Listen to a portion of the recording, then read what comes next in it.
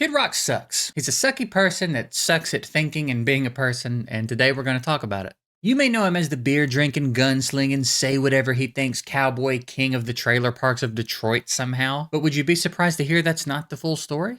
How about if it wasn't even the story at all? Robert James Ritchie was born in the mean streets of Romeo, Michigan, infamous for having one of the highest murder rates in the country. A city poisoned with drug problems, racial tension, and violence the likes of which you've never... Wait a minute. This is Memphis. This is where... These are literally my houses. This is where I grew up. I must have got the pictures mixed up or something. All right, well, Romeo is probably pretty similar. Let's try this again. Robert James Ritchie was born and raised in the mean streets of Romeo, Michigan, and you may be looking at these pictures and thinking, wait a minute, this doesn't look like the kind of place Bob claims to be from. But Romeo, Michigan is way more dangerous than you might think. For example, every year on Labor Day weekend, there's the annual Romeo Peach Festival. So, you know, if you're allergic to peaches or something, you should probably stay at home for that weekend. Grandpa's feeling a little frisky today. There's also the annual Lavender Festival. So if you've got a sensitive nose, maybe, you know, avoid that part of town for the weekend or something. And if you find yourself lost on Tilson Street, you're guaranteed to get attacked.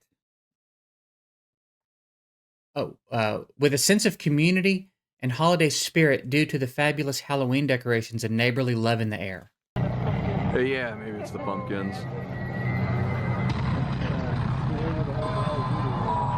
So yeah, he's full of shit. He claims Detroit like he grew up on 8 Mile or something, but he actually grew up about 40 miles out in a nice, safe little town called Romeo, Michigan. 40 miles is just a little too far to claim the streets as your own. So while you may have amassed a giant fan base of people you pretended to be, You're not that guy. and let me be very clear real quick. Growing up rich doesn't mean you can't be cool or tough. But when you're trying so hard to portray something that you know that you're not, it's just a little weird, right? I just felt like I was better than everybody else. So let's talk about his actual childhood for a minute. Bobby, aka Kevin McAllister all grown up, was raised in a 5-bedroom, 7-bathroom, 5,600 square foot house with a 5-car garage, a guest house, a 3-stall horse barn, a regulation-sized tennis court, and an in-ground pool. In total, the house had 22 rooms. So yeah, I never really had to struggle a day in his life, at least not in the way he'd have you believe. And I want to be sure that despite the fact that I don't like him at all, I'm not trying to take away from the work that he put in. I assume he worked very hard to find the success that he has. I don't care enough to look into it, but I assume that's the case. And some of his music back in the day did bump a little bit when I was 14. So I'm not even trying to say he's not talented. I just think he's a fraud with no backbone and a moron who's really aggressive about being a moron, and it's fun to make fun of people like that. I just felt like I was better than everybody else. And look, maybe he's not a total moron. Some of his political views are actually pretty profound. Like in this interview with The Guardian, when the topic turned to guns, he said, "I don't think crazy people should have guns." I never thought these words would leave my mouth, but I agree with you, Kid Rock. He loves Donald Trump, by the way. Like, a lot. Still, in 2024. You fuck with Trump, you fuck with me. He still loves Donald Trump in 2024. He portrays himself as the guy who stands up for what he believes in and says what he thinks without worrying about the consequences.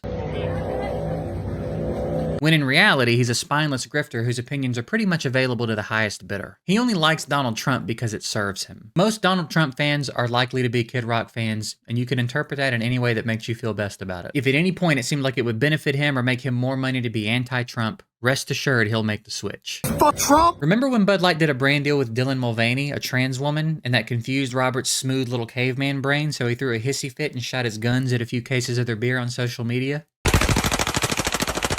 He's like 50, by the way. Bud Light and Anheuser-Busch. Have a terrific day. Well, not long after that, they sent him some free beer, so now he likes Bud Light again. Become friends, actually, you know, the CEO and some of the guys are, I really like them, you know, they, like I said, I don't want to dig it out again, but the latest one is on my birthday, they sent me the truck buying with 100 cases of Bud Light. So you can see how strong his convictions are. He's a millionaire. He could buy whatever beer he wants, and all it took for him to forgive them was them sending him some beer. Yeah, you know, I'm a man of God, God-fearing man, and I think they messed up, and I believe in forgiveness. I just find it mind-blowing, the lack of self-awareness it must take to be a 50-year-old man that wants everybody to call him Kid Rock and has a problem with somebody else wanting to be called they. I just felt like I was better than everybody else. Imagine being one of the faces of the group that calls everybody snowflakes and then throwing a literal grown man tantrum every time someone any different than you does anything, whether it has anything to do with you or not.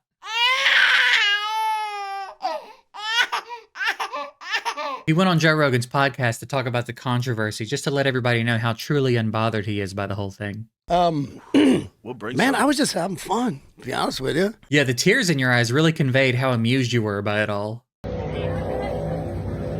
He also said this. 2 kinds of beer in this world, cold and free. I like them both. Hey, stupid. That's wrong. He thinks he said, there's 2 kinds of beer in this world I like, cold and free. Which is still dumb, but at least it makes sense. It's also worth noting that after the Bud Light controversy, he promoted Happy Dad Seltzer, who had previously partnered with Caitlyn Jenner, who, if you haven't heard yet, Happy days! Happy Dad! is a transgender woman. It's almost like he has no real convictions and is just an attention-seeking child who gets grumpy when everybody's not looking at him for too long. I'm so empowered by the internet. I'm gonna piss and bitch and moan and, I have a voice. Speaking of him being a child, Kid Rock, aka Dr. Phil dressed as Kid Rock for Halloween, put out a song in 2022 called Don't Tell Me How to Live. Ain't nobody gonna tell me how to live. He's 50, by the way. I just felt like I was better than everybody else. This is the type of stuff little kids say when they think they're being edgy. Grandpa's feeling a little frisky today. Also, speaking of being a child, maybe that's how he justifies being self-admittedly attracted to children. These are actual lyrics from his song Cool Daddy Cool from the movie Osmosis Jones. The children's movie, Osmosis Jones. Young ladies, I like 'em underage, see. Some say that's statutory, but I say it's mandatory. Not really much to say about that even. It's just gross. Grandpa's feeling a little frisky today. Here's another quote from The Guardian. My success with women picked up around the 14 millionth record I sold. I know what it was about. I don't exactly look like Brad Pitt. I learned to be careful. I didn't want 10 kids around. But there have been a lot of women. I could have set a better example for my son. When he was a teenager, I'd bring home girls that he had more in common with than I did. Grandpa's feeling a little frisky today.